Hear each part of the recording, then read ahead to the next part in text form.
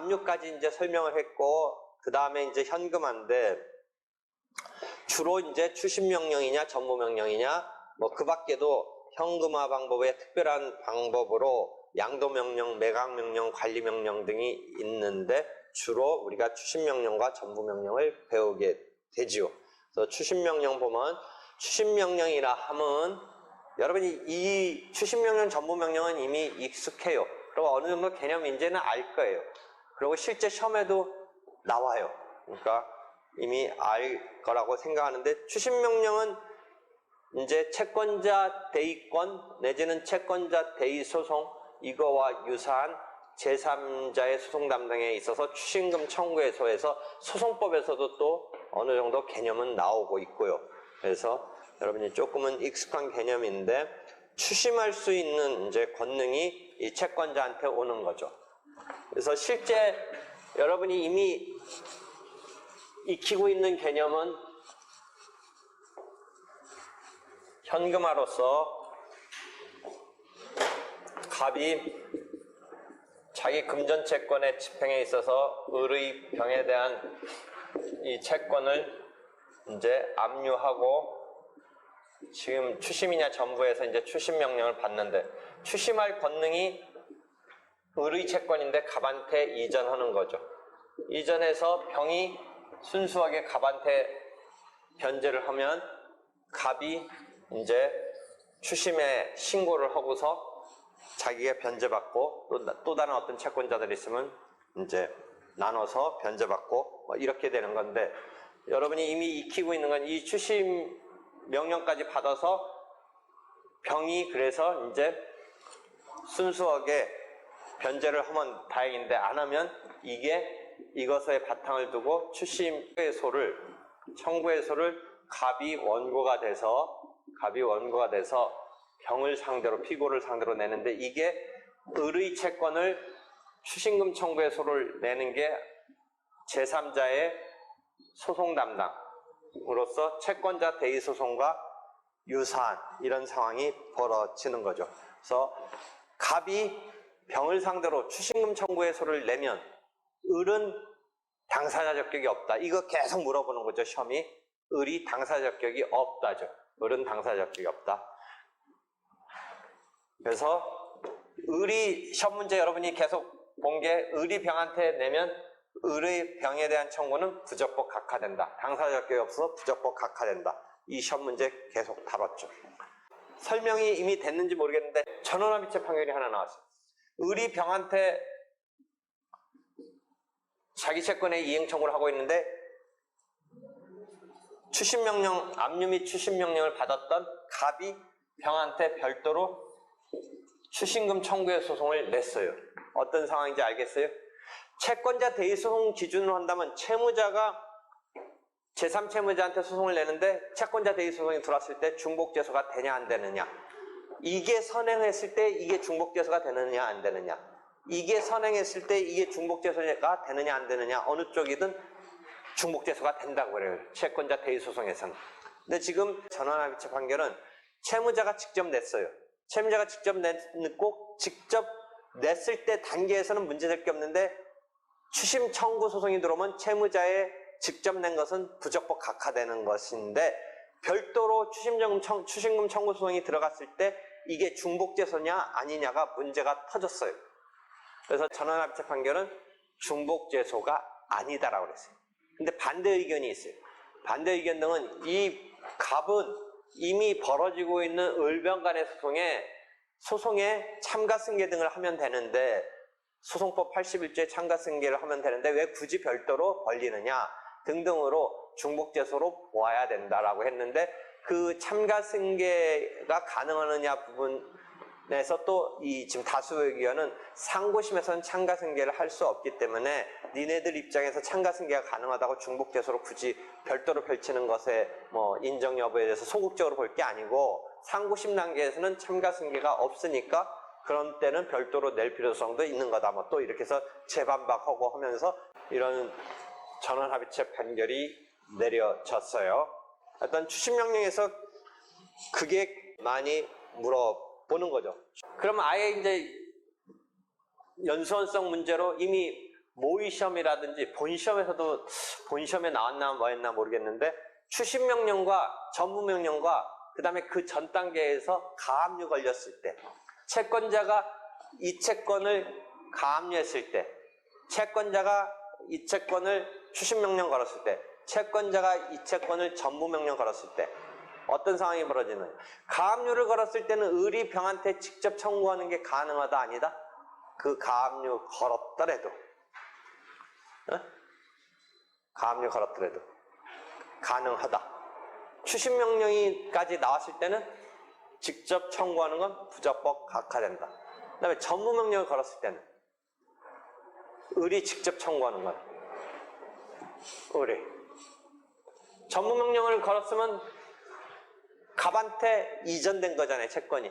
그러니까 을은 채권이 갑한테 가고 자기 채권이 이제는 아닌 거니까 직접 청구하면 기각되겠죠. 기각. 그러니까 추심명령에 걸려 있을 때의 을의 청구는 부적법 각하되고 전무명령에 걸렸을 때는 그 부분에 대해서는 갑한테 넘어갔으니까 을의 자기 채권으로서의 청구는 기각되겠죠. 이미 갑한테 넘어갔으니까 전부가 됐으니까.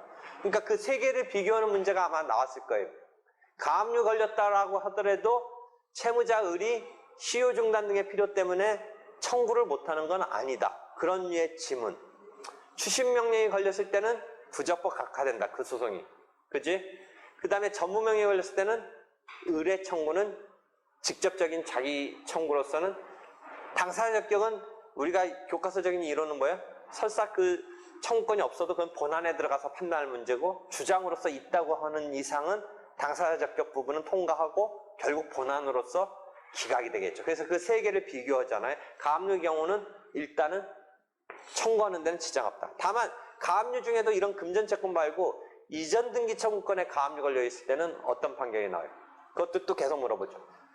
이전 등기 청구권에서는 그것을 해제 조건으로 해서 이전 등기 청구권에 대해서 그 조건으로 해서 원고 승소 판결을 내린 뭐 그런 것에 대한 주문 그거 계속 연습하잖아요. 근데 지금은 이런 이전 등기 청구권에 대한 게 아니라 금전적인 채권에 대한 가압류는 직접 청구하는데 지장 없다.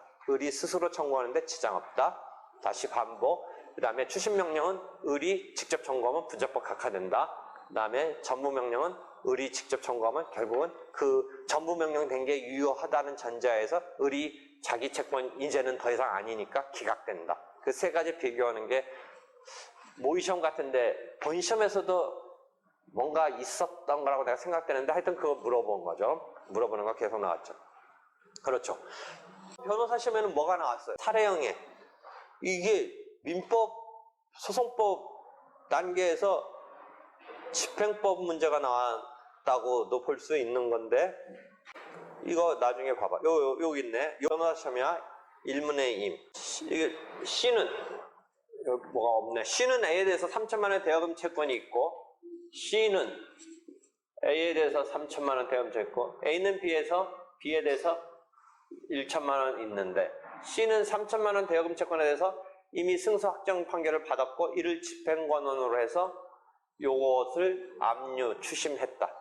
추심명령, 채권 압류 및 추심명령을 신청해서 법원으로부터 채권 압류 및 추심명령을 받았다.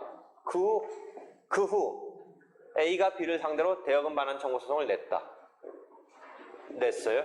그렇지만 이 채권은 압류 및 추심됐어요.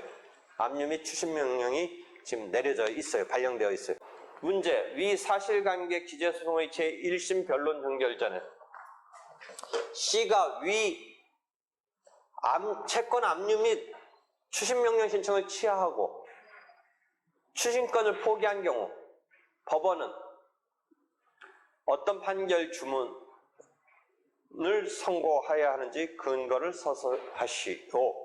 어떻게 됐어요? 원래 압류 및 추심명령이 있으면 직접 A가 B한테 청구한 경우는 부적법 각하되는데, 그죠? 이제 스스로 이행 청구한 것은 부적법 각하된다. 지금 계속 반복돼. 그런데 여기는 이제 그거 물어보거나 그 정도 했던 거는 이미 연습이 됐는데 다시 뒤집어서 압류 및 추심명령을 신청을 취하하고 추심권을 포기했어요. 추심권 포기했으니까 다시 원점으로 간 거죠. 그러니까 이 소송에 있어서는 뭐예요?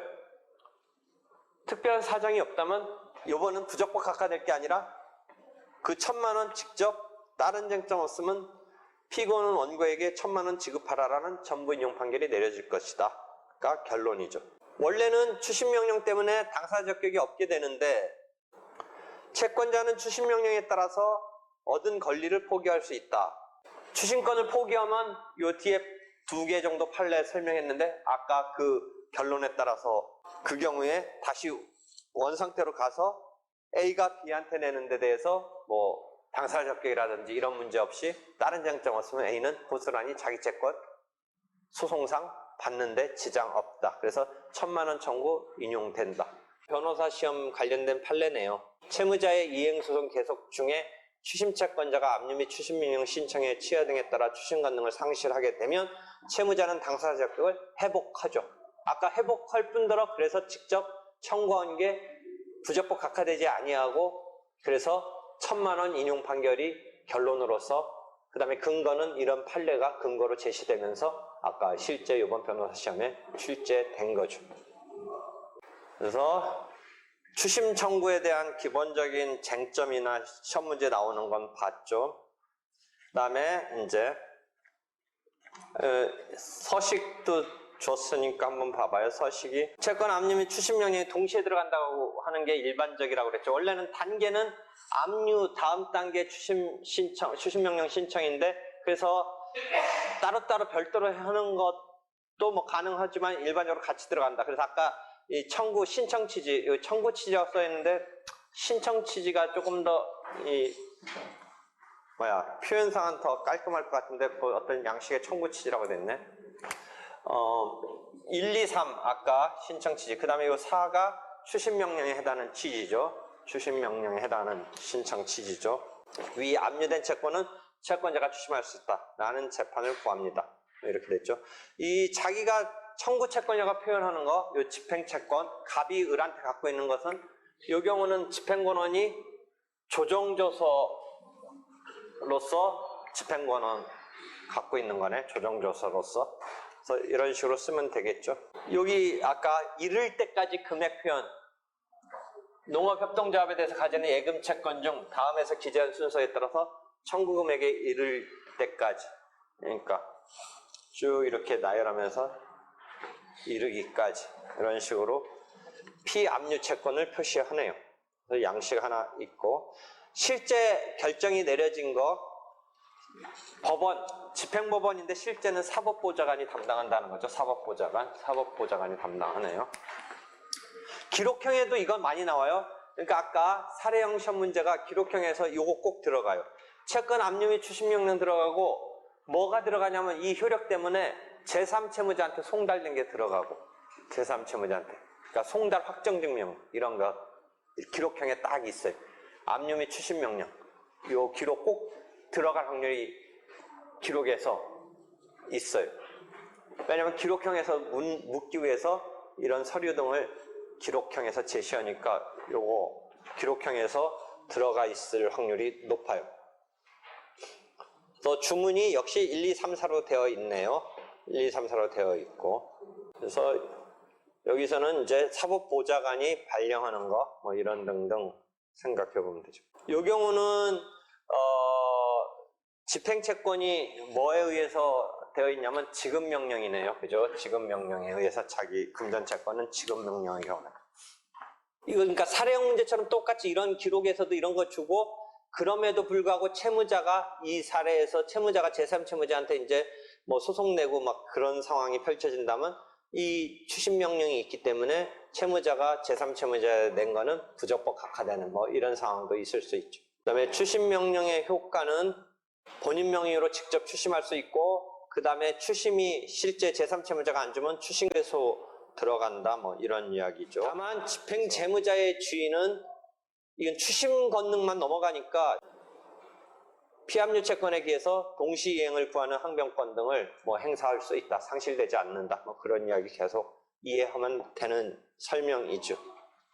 그 다음에 추심권의 범위는 아까도 한번 나왔듯이 피압류 채권의 전액에 미친다. 원칙적으로 전액에 미친다.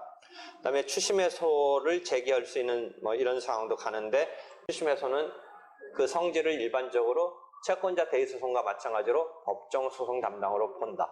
다만 중복제소에 있어서는 지금 상황이 틀리죠.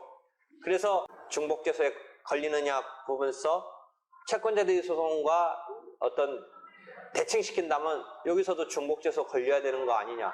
성질은 법정소송 담당으로 보면서 채권자 대리소송적인 상황에서는 중복제소라고 보는데 이 추신금 청구 소송의 후차적인 이 상황이 중복제소가 아니냐 부분서는 아니라고 하는 것은 뭐 그런 점에서도 한 번쯤 뭐 근거로서 이게 같은 원리가 작동해야 되는 거 아닌가 뭐 그런 이야기도 할 수는 있죠. 그렇지만 하여튼 추신금 청구의 소송은 중복제소에 걸리지 않는다라는 전원합의체 판결이 있었다라는 거죠.